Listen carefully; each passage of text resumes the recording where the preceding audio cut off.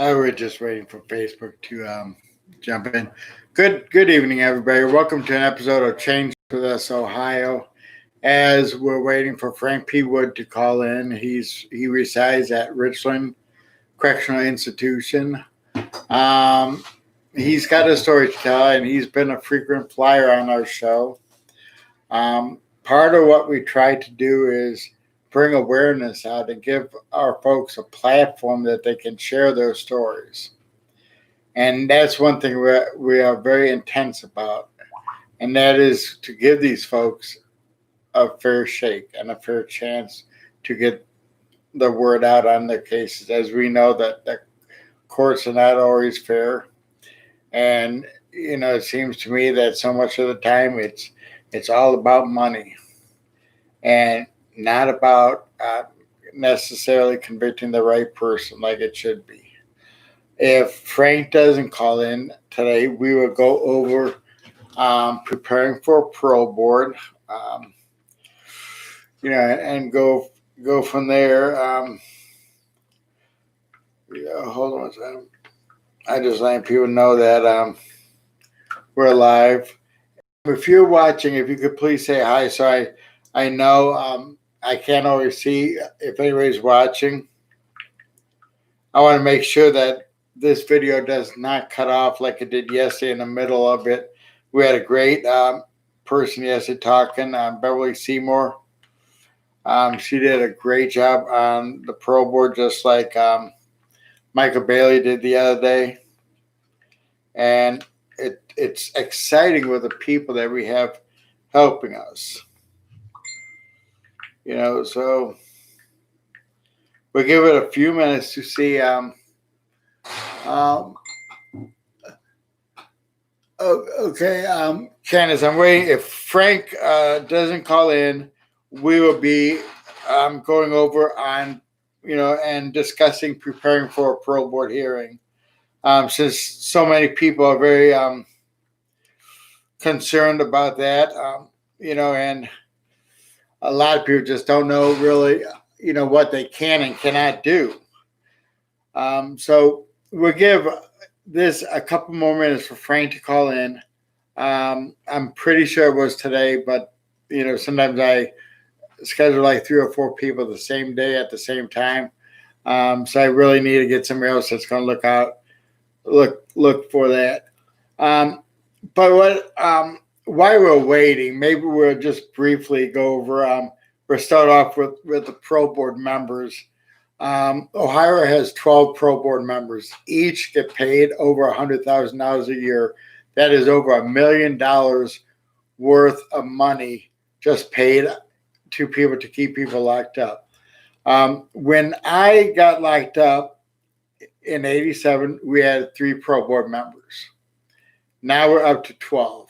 When I got out, January 24, 2010, we had 6, but now we're at 12. So just think where that money, could be used to help other people out with maybe halfway houses, living, anywhere, any place to help assist people. But they rather pay these people that ridiculous amount of money, and then they serve 2 6-year terms. The chair of the parole board is appointed by the governor. The rest is appointed by the director of the ODLC, which in Ohio is Annette Chambers Smith. And I've known the parole board chair since we had Capots back in the 80s, Margaret G. in the 90s, Cynthia Mauser in the 2000s. No, Gloria Andrews in the early 2000s, then Cynthia Mauser, then Andre. Andre was the one that we met with frequently. I respected him just in the idea that he would meet with us. I told him one day, I said, we would never agree on anything, so we need to even quit trying. But I respect you for being willing to meet with us. He was the one that had a heart attack while he was driving home from work one day and ended up dying. That was right after he left the parole board as the parole board chair to work in the legal department. But the parole board chair today is Alice Handwork.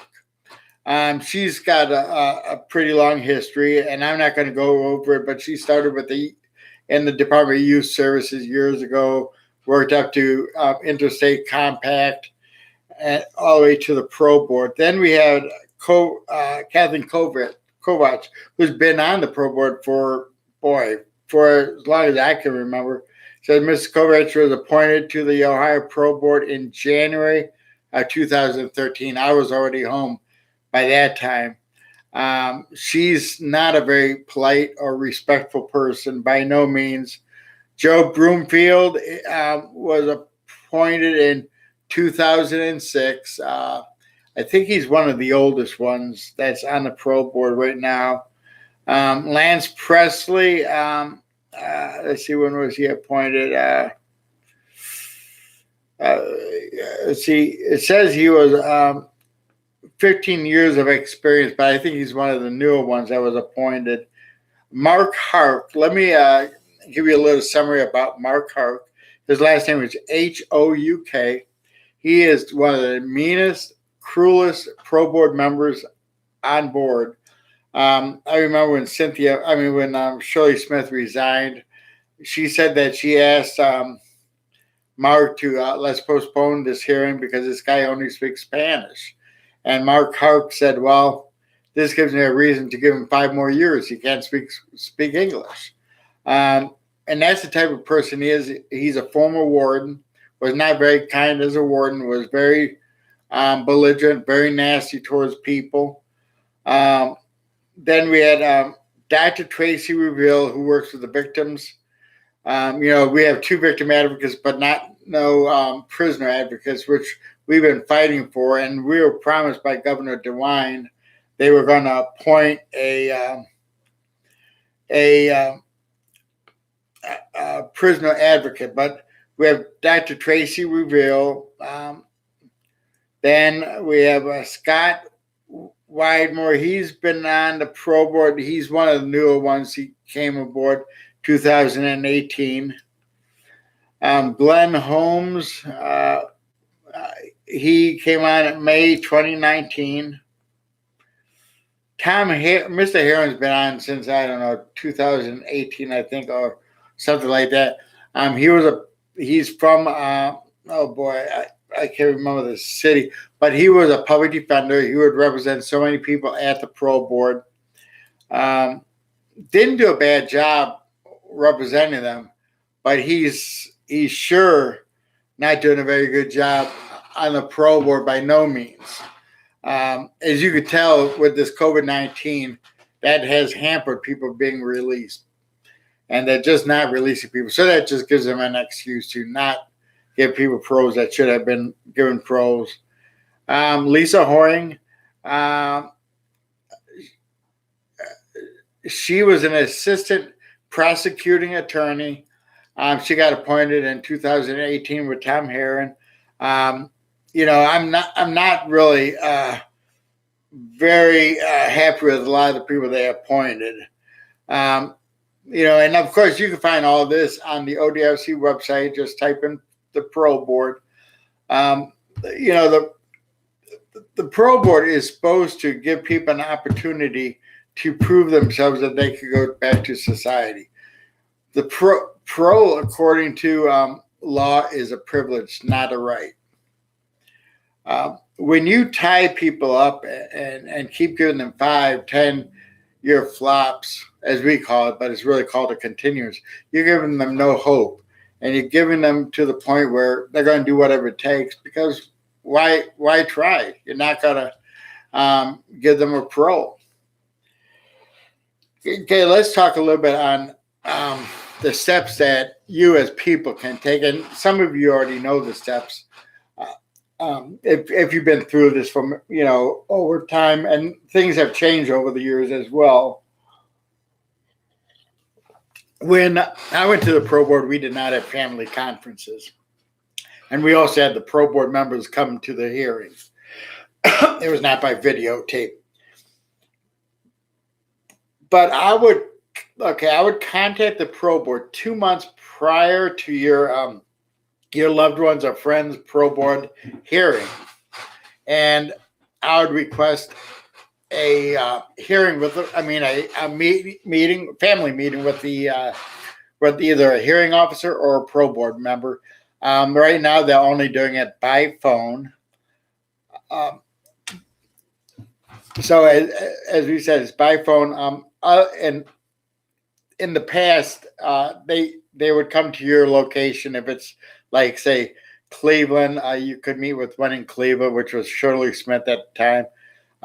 Columbus, just the major cities for the most part. The smaller cities, I don't believe had a place for them to meet with. But you'd go there. You have an hour of being able to present your case in support of your loved one or friend on why they should be paroled. You could take a copy of all their certificates, letters to the pro board, whatever you want to share there, but don't say too much. When you say too much, you kind of burn yourself in the long run. So be careful what you say. You can have 3 people present with you and an attorney. But I don't see what the sense of having an attorney at that hearing is. And don't take what they say seriously. A lot of times they say, yes, you should get a parole. Then, your loved one goes to a pro board, they give a dime to them or 10 years. Which we're hoping that doesn't happen. I'm just using that as a, just as a hype that, that could happen. So after the after the full board hearing, or even before that, you could also have emails sent to the pro board, or you could have them also mail letters directly to them. I suggest that the prisoner gets a copy of each letter. The spouse or person that's handling the stuff on the street get a copy.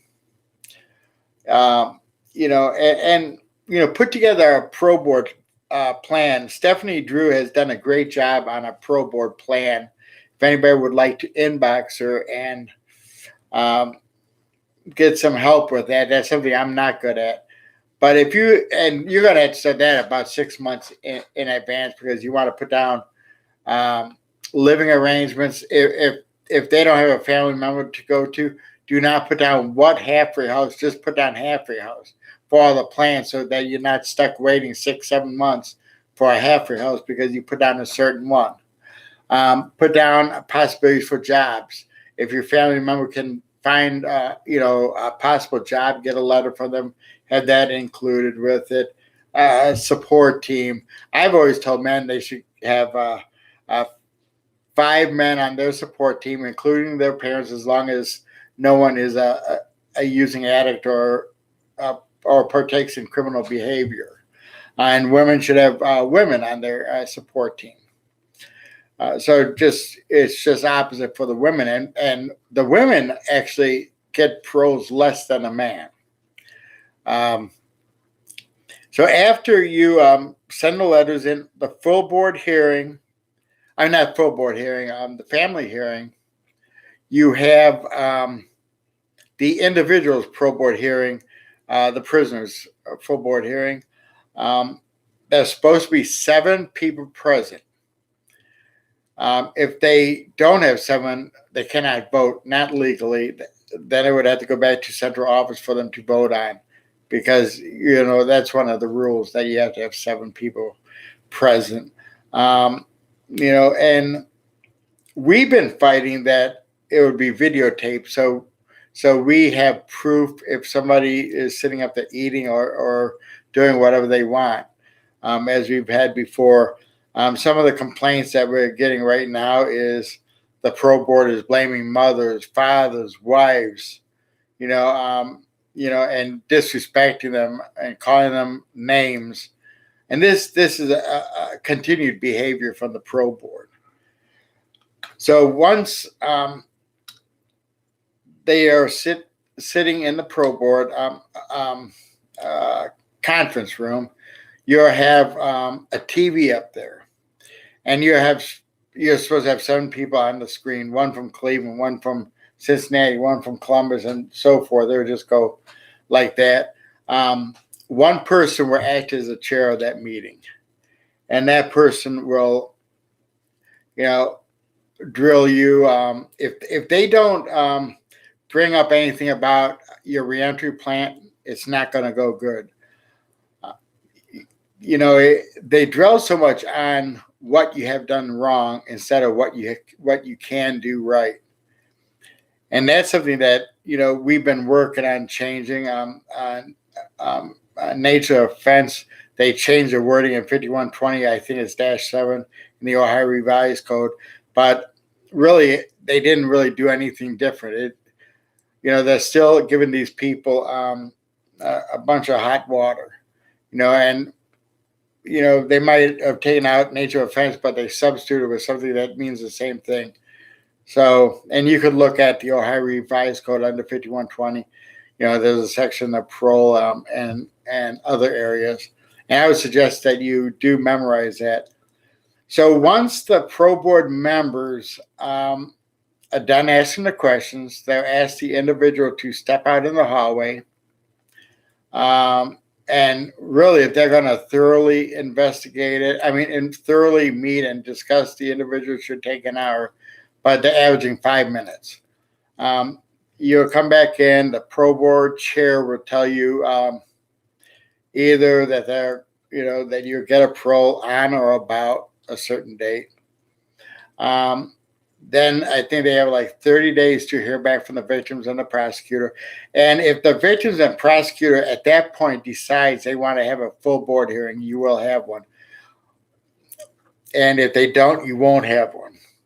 But they can also deny you at that time and say, we're going to give you 5 years, as long as they have the proper number of people present at the time.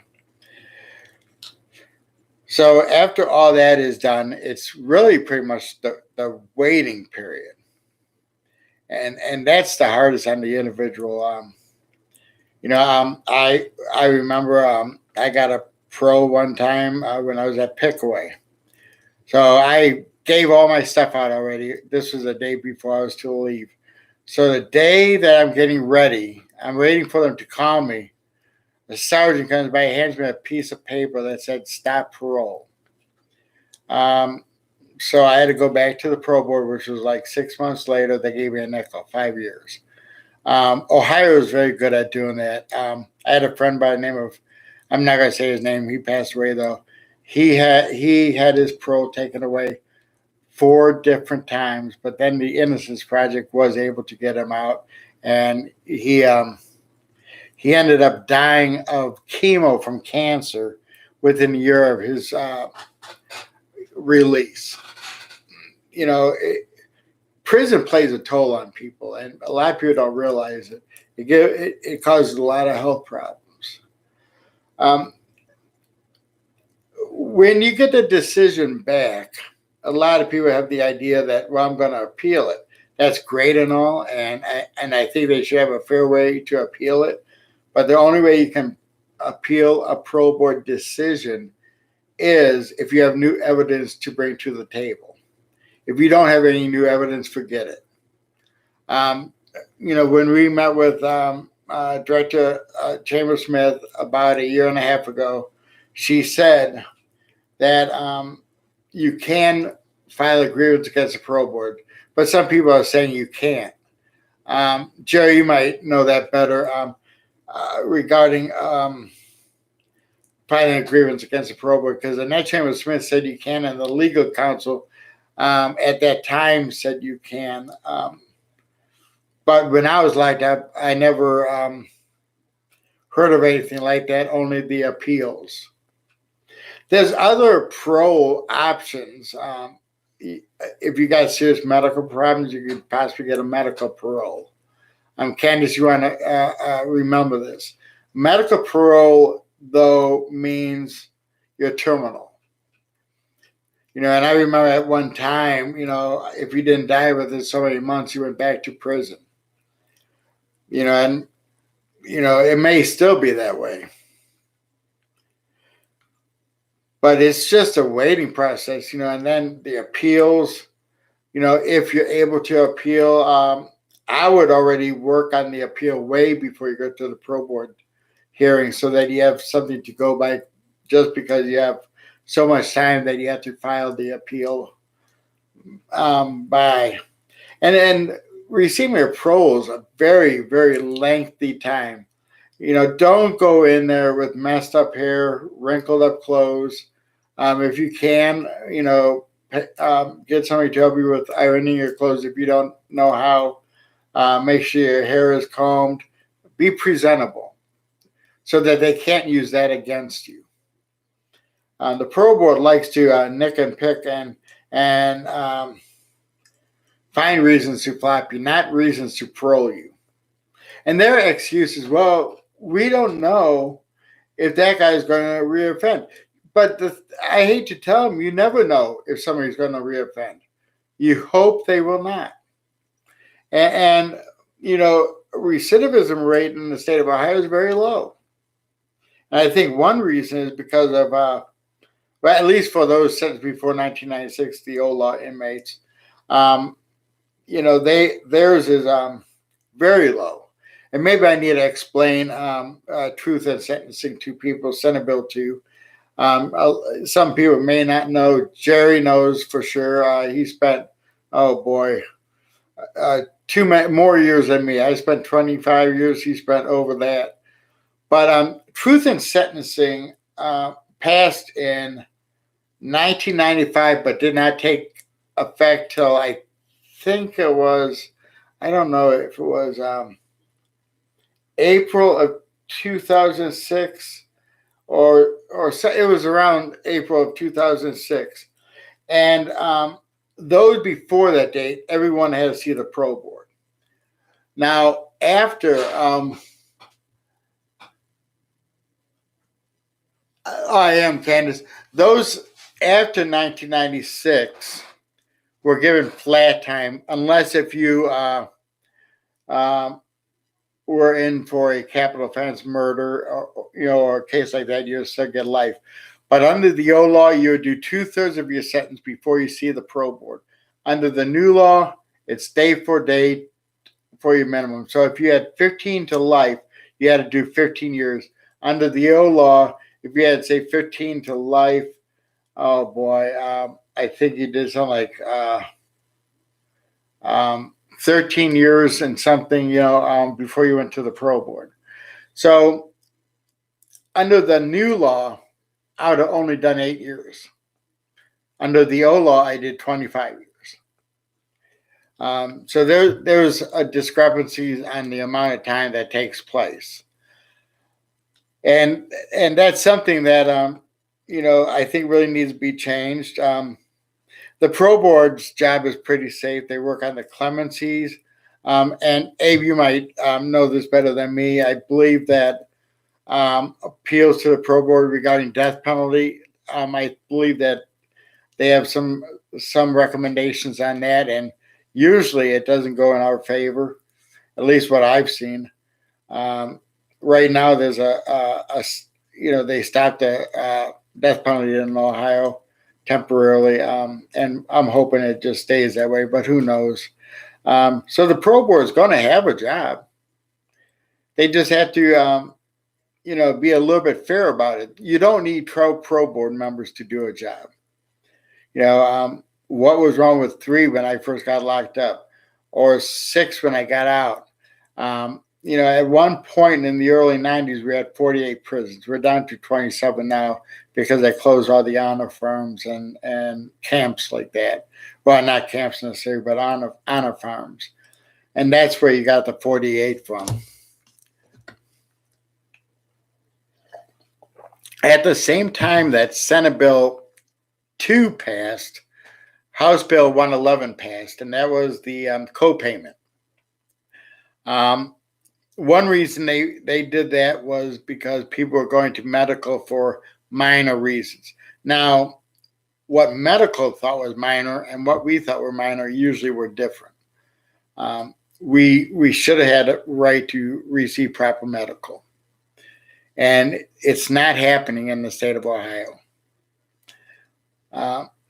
It costs, for those people that see the parole board before 1996, it's around $27,000 per individual. And I forget, I know it was around 100 million, but I don't know how many years that would calculate. But the older the individual gets, their medical bills could be up there in the hundreds of thousands of dollars. You think chemo, dialysis. They have quite a few people that have to go through dialysis, which they go to Fraser Hospital for. All that costs money.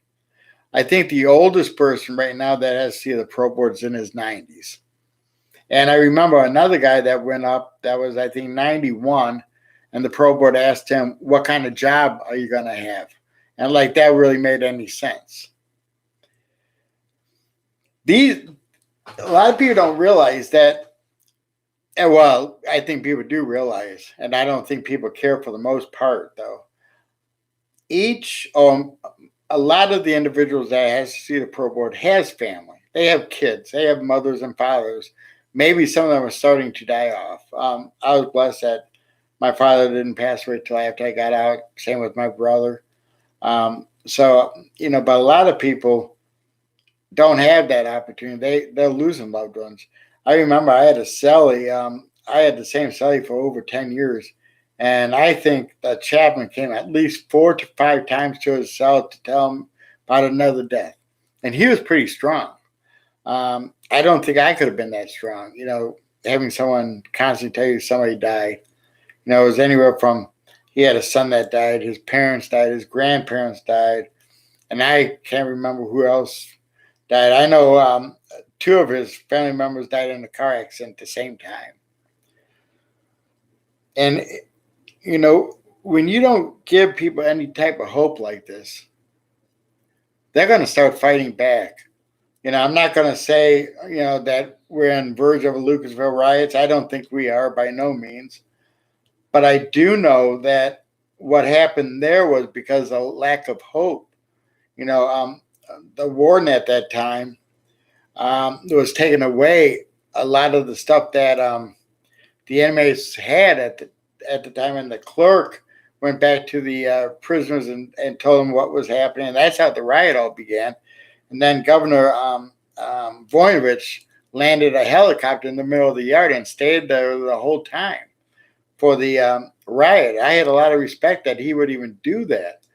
I just rode out from Luke shortly before that, and I was at Ross at the time. And they locked us down I think we were locked down for 4 days or something like that. I remember them saying on the news they found guns, and all that. But what they forgot to mention was they were tattoo guns. But they didn't want to tell the truth. The media glorifies lying, and glorifies, pretty much sticking up for the establishment, which is the state. They don't want to hear our side. They want to sit there and pass judgment on people.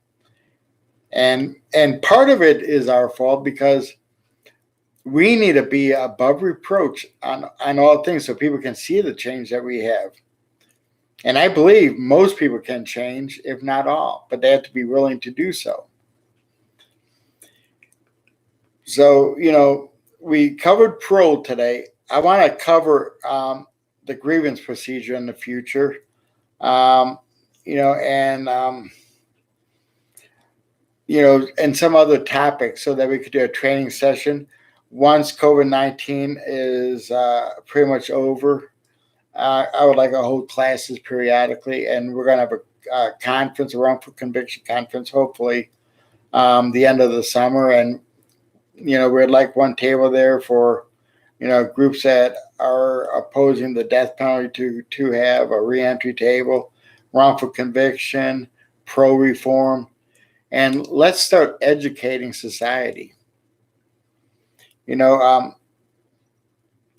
Everybody wants a finger point and say, well, it's their fault. It's really not. It's a combination of things that are going wrong, and it's hard to tell what those things are at this point. But, if we could, as an organization, and organizations can start working with others and start pulling together. And really, and I've said this before, if we're in the state of Ohio, We need a fight in the state of Ohio. We have enough problems. The only one that I would say, is okay, should go out would be those that are fighting and opposing the death sentence.